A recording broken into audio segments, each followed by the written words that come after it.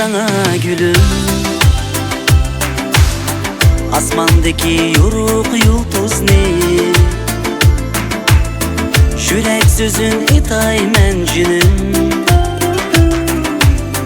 Söyüp kaldım kara gözümni. Kara gözlüm, sumbul çaşların aklimni alar her çağda.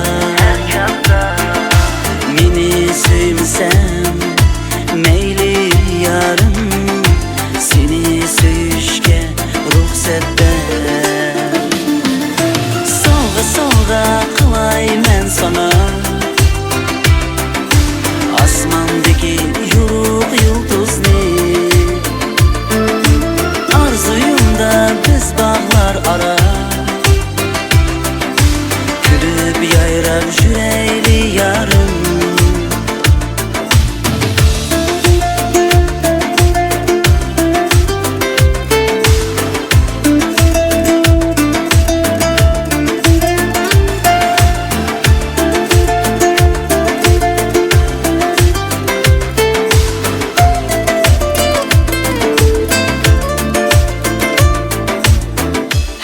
Akşam oylayman seni, arzu kılıp bille buluşni. Aşık buldum sana men gülüm, halımayman sensiz yaşaşni.